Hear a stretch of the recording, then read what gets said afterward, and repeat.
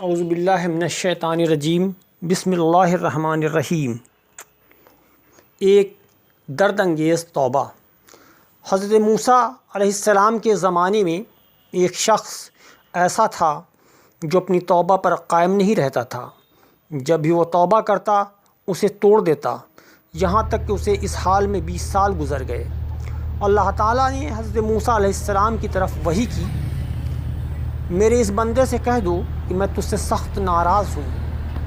جب حضرت موسیٰ علیہ السلام نے اس آدمی کو اللہ عز و جل کا پیغام دیا تو بہت غمگین ہوا اور بیابانوں کی طرف نکل گیا۔ وہاں جا کر بارگاہ رب العزت میں عرض کی، اے رب ذوالجلال، تیری رحمت جاتی رہی یا میرے گناہوں نے تجھے دکھ دیا؟ تیری بخشش کے خزانے ختم ہو گئے یا بندوں پر تیری نگاہ کرم نہیں رہی؟ تیرے عفو در گزر سے کون سا گناہ بڑا ہے؟ تو کریم ہے، میں بخیل ہوں۔ کیا میرا بخل تیرے کام پر غالب آ گیا ہے؟ اگر تو نے اپنے بندوں کو اپنی رحمت سے محروم کر دیا تو وہ کس کے دروازے پر جائیں گے؟ اگر تو نے انہیں رائندہ درگاہ کر دیا تو کہاں جائیں گے؟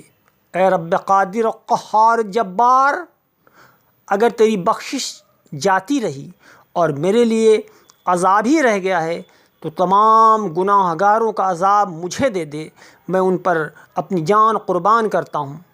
اللہ تبارک و تعالیٰ نے حضرت موسیٰ علیہ السلام سے فرمایا، جاؤ میرے بندے سے کہہ دو کہ تو نے میرے کمال قدرت و عفو و درگزر کی حقیقت کو سمجھ لیا ہے۔ اگر تیرے گناہوں سے زمین پر ہو جائے تب بھی میں بخش دوں گا۔ رسول کریم صلی اللہ علیہ وآلہ وسلم کا ارشاد ہے کہ اللہ تعالیٰ کو گنہگار توبہ کرنے والے کی آواز سے زیادہ محبوب اور کوئی آواز نہیں ہے۔ جب وہ اللہ کو بلاتا ہے تو رب تعالیٰ فرماتا ہے، میں موجود ہوں، جو چاہے مانگ۔ میری بارگاہ میں تیرا رتبہ میرے بعض فرشتوں کے برابر ہے۔ میں تیرے دائیں بائیں اوپر ہوں اور تیری دلی دھڑکن سے زیادہ قریب ہوں۔